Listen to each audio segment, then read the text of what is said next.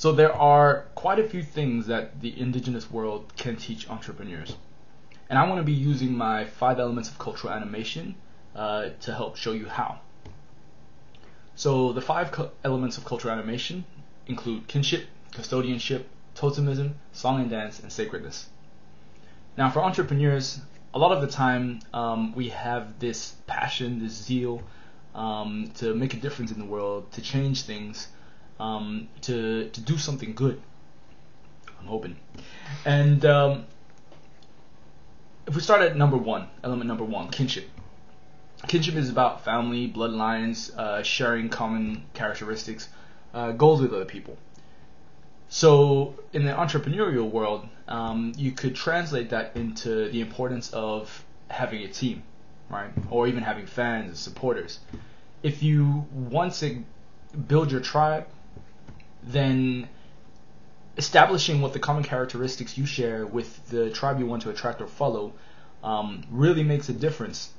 Some people are able to get that very early on and just know what to do. They plan, they strategize, and then they implement. Whereas other people like myself, we learn to do by doing. So in the process of just getting shit out there, the answers then present themselves, and we attract the right people. That's what I found, at least for the style of doing things for myself. So the next thing is custodianship, land, right? A lot of indigenous cultures have stories around the importance of land, or certain parts of their land that have its own sub-story. Now, this translates in the entrepreneurial world as your niche.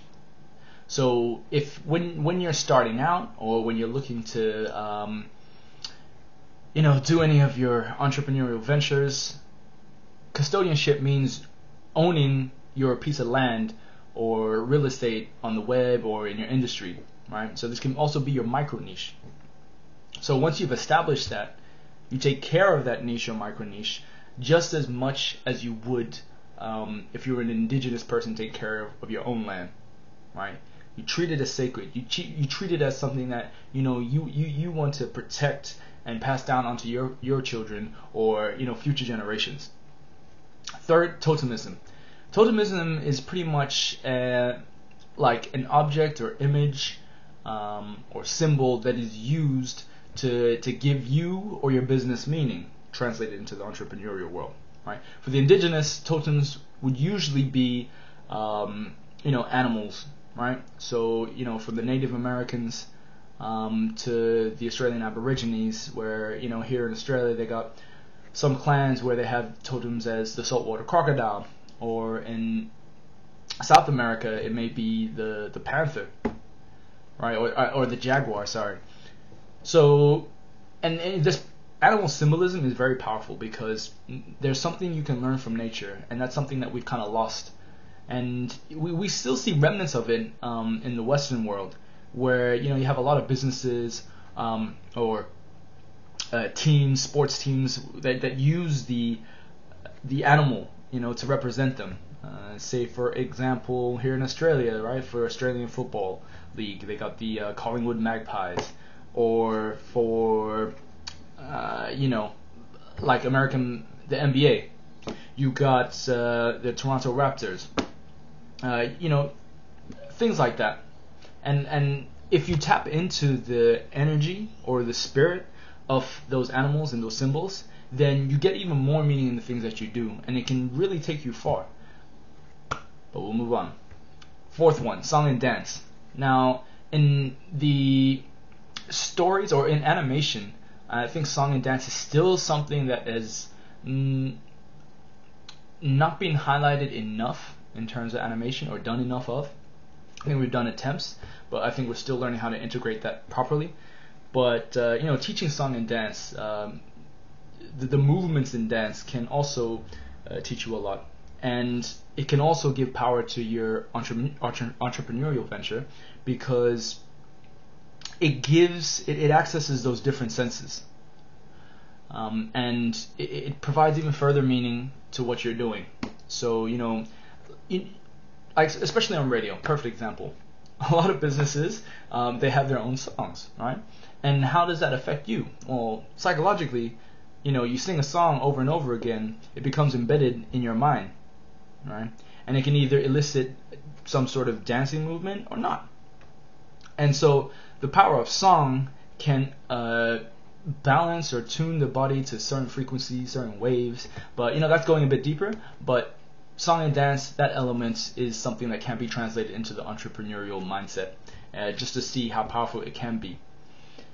Then we got sacredness. I feel that that's the pinnacle of business. In the industrial age, it was a lot about power, the individual, what you can get, how you can make somebody else lose, war. But sacredness, I guess the only person that I can see as a good example of how it doesn't always have to be about physical violence in the past when it comes to war, is Gandhi. He was able to make a point, make a stand, and yet still not use any physical violence to hurt or harm anybody. Maybe emotionally, get people riled up or something because Gandhi was so stubborn in his ways.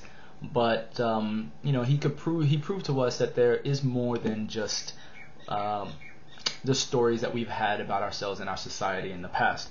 So the element of sacredness, I believe, is something that is going to be becoming more and more important in businesses.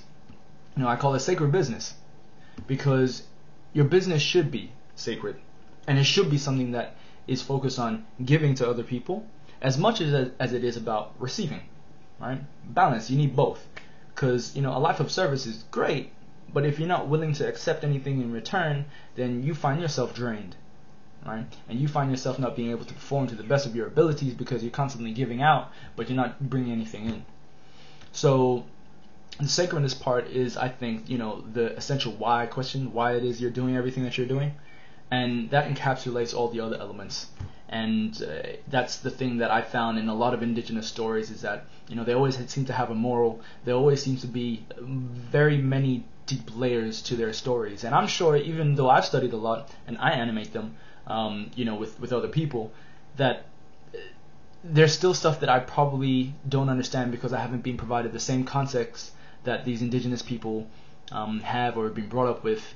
And that's the beauty of it, because culturally, I know that most of the time they're very particular about sharing their stories to people outside of the family or outside of the bloodlines, that sort of stuff.